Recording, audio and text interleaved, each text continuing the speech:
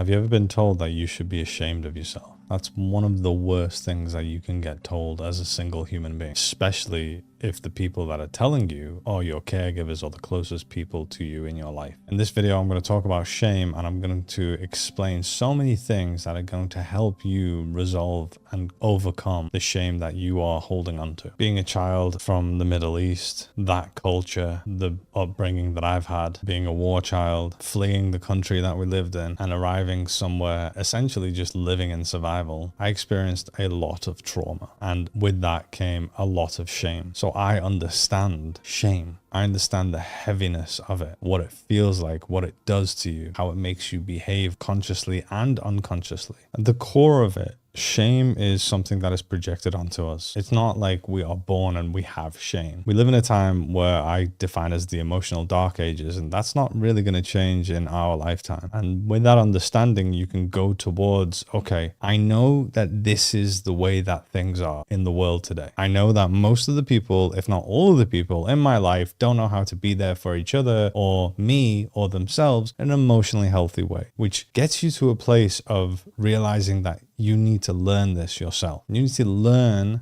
how to be there for yourself. And because no one's been able to be there for us, there are many experiences that we've had in our lives that have caused us to live extremely unconsciously. The reason you are watching this video is because you are on a journey of raising your awareness. You are becoming more conscious of what you were unconscious of. Otherwise, you wouldn't be watching this video. Because of all the experiences we've had, and we're just living unconsciously, we have a lot of unconscious views of what is right or wrong. Now, this is a huge part of shame, because we are always shamed, or we carry shame because we have believed or adopted the idea that what I'm doing, how I'm being, who I am is wrong. Let's talk about right or wrong. And I'm not talking about facts. So I'm not talking about, well, it's factual that you can't breathe underwater because you're a human being and human beings can't do that. That's right. It's wrong to say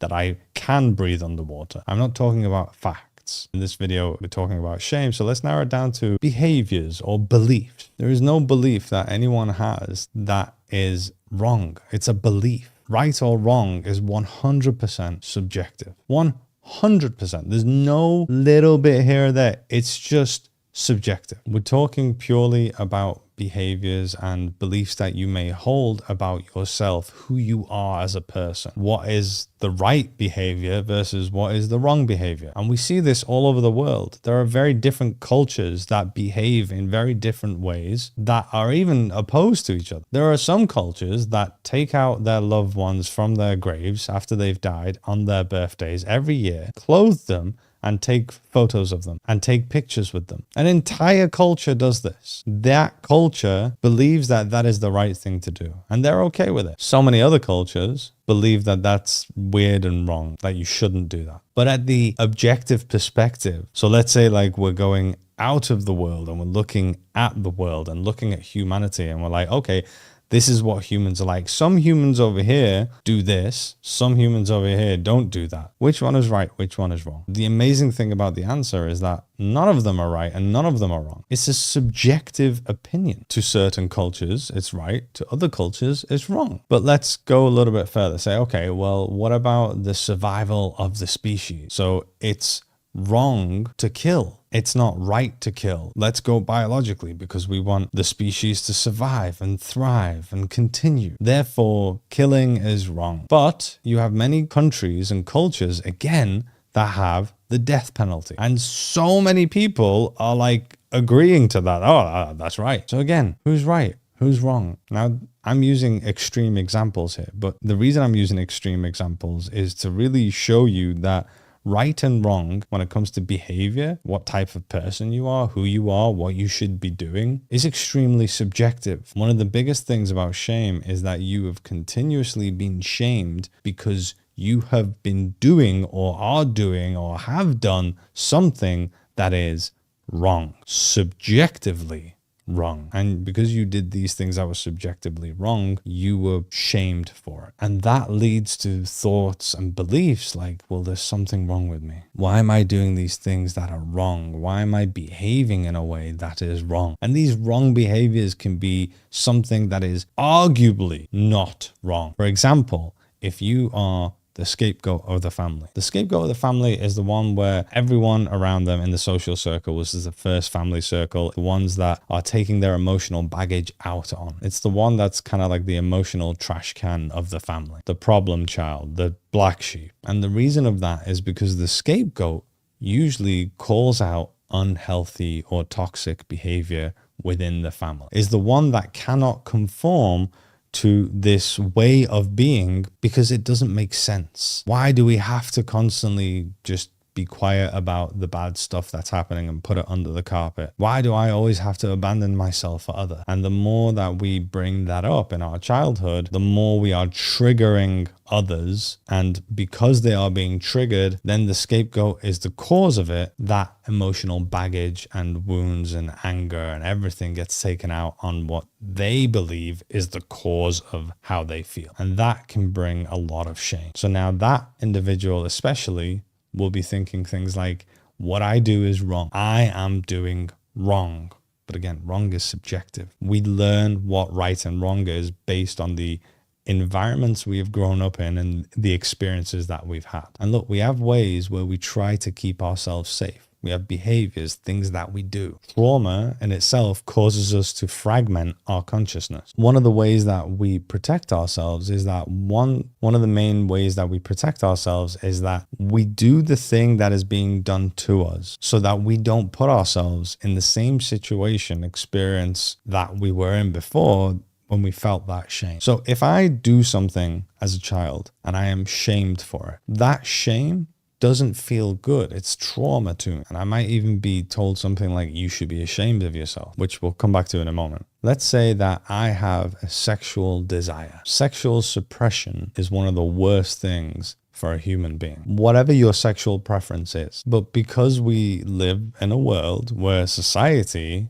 believe that you should be doing X and only X, and if you start doing Y or Z, then you are wrong. There's only one way of behaving, and if you go out of that way, then you are wrong and you're shamed for it. So let's say you have a desire to be with multiple people sexually, or you have a desire to be with the same sex, even as an experimentation, not even as a full relationship or anything, depending on the culture and also the individual families or social circles, the beliefs that they carry and that are put onto us. There is a lot of shame as a way to control, as a way to make sure that this person isn't doing or being or behaving in a way that I believe is wrong. And the way that we protect ourselves is by doing the same thing that is being done to us. One of the ways that this looks is that maybe you're watching TV with your caregiver, and in that TV show, there's same sex that kiss each other. The reaction your caregiver has is something like, oh, that's disgusting. That's so bad. That's so wrong. That shouldn't be like that.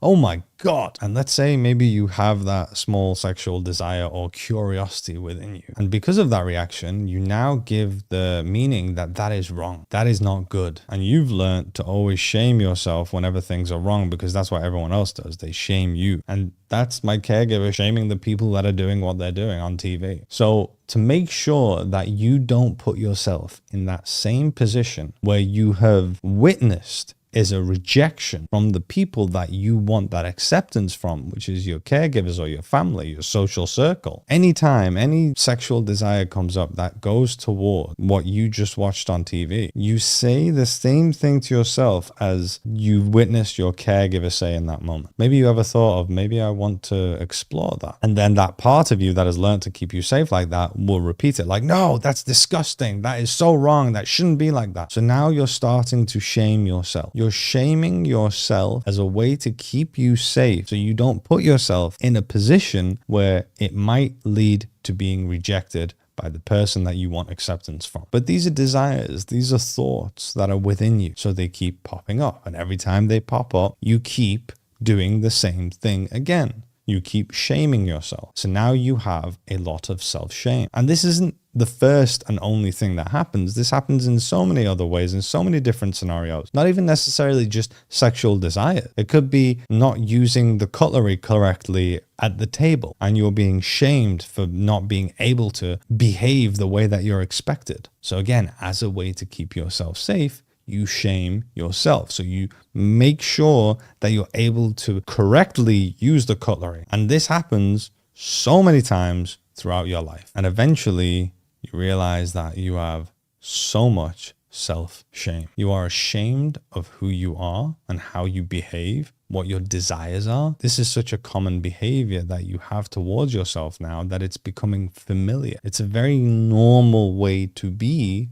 for you against you. And because there are so many parts that are throwing shame on so many other parts, you feel collectively that you are ashamed of yourself. And this is something that we really need to address as well. Being told that you should be ashamed of yourself is one of the worst things ever. The self is an amalgamation of the multiple parts and multiple personalities that you are. You change parts throughout the day, all day. You are parts that have certain desires and other parts that have other desires. You are some parts that have certain beliefs, and you are other parts that have other beliefs. Some behaviors, other behaviors. But when you're getting told that you should be ashamed of yourself and you're adopting and accepting, you are putting shame on the entire self, the entirety of your being, which means that there are so many behaviors that you have that you haven't even been told that you should be ashamed of, but now you're being ashamed of because they are part of the self. Someone who's gone through a lot of shame will also be shamed for accidents. The blame that you would get for an accident, you then shame yourself for, because that's what you know what to do. That's how you learn to be with yourself, to keep yourself safe. So as a child, you may have accidentally broken a vase or something, and it doesn't matter if it's an accident. Your caregiver will shout at you and punish you as a way to make sure that you don't do it again, because the only thing that is being focused on is correcting behavior. So now you grow up learning that if you cause any sort of accident or even do something that the outcome of it is upset someone, even though that's not an accident, you still treat it and see it as like, oh, because of what I did caused this upset, because that's what accidents have always been for you, upsetting others. So accidents aren't even safe. It's terrifying to do something accidentally. How crazy is that? How crazy is it? Just think for a second. How crazy is it? You're in a position where it's terrifying to do something accidentally. It's an accident. You do not plan for an accident, but it's never been safe. So whenever you do have an accident, again, self-blame, self-shame. It's your fault. It's not. And your fault doesn't necessarily mean take accountability. Your fault means you are the reason that I feel like this. Now, if I've said things that have resonated with you and you're like, okay, well, what direction do I need to go towards? We need to go towards self-love. And what I mean is real self-love, not trying to convince myself that I love myself, not toxic positivity, not trying to gaslight myself or tricking myself into thinking that I love myself. Well, I should be okay with that, so I'm going to try and be okay with that now. I'm going to try and convince myself here that I'm okay with it, even though I have so much resistance here. Self-love isn't one thing. It's an array of many things. Self-love is allowing yourself to feel how you feel and validating and accepting that. Self-love is choosing yourself. That could look like setting boundaries and sticking to them. That can also look like not going to a party when you don't really want to go to it, but you do because you're concerned about what people might say about you or think about you. The opposite of self-love is when you're doing things that's not an alignment of your values, your truth. When you do the things and then the next day you go back into the same behaviors as seeing them as wrong and shame, and you're ashamed of yourself. You need to challenge your beliefs. Challenge the beliefs that you have in any scenario. Honestly, go as far as challenging your beliefs in every single scenario. Even though you may think, oh, this belief is okay, I'm happy with this one. Just question it. Not question it to change it. Just question it to get used to just questioning your beliefs. If the family are gathering together and I don't like spending time with the family because every time I do that, it turns out worse for me. But if they're gathering together and I don't go, am I doing wrong? Is that wrong of me? Would I go if they weren't my family, but they were still the people that who they are and they treated me the same way that they do? If I don't want to listen to my parents bickering at me about themselves and life all the time, because that's the only way that we communicate now, if I don't want to do that, is that wrong? What if they weren't my parents, but they still behave the exact same way? Would it be wrong then? Well, no. Then why is it wrong that I don't want to put myself in an environment where someone's just constantly complaining to me? Maybe I have a conversation saying, hey, listen, you complain a lot and I don't really want to have communication with you like this.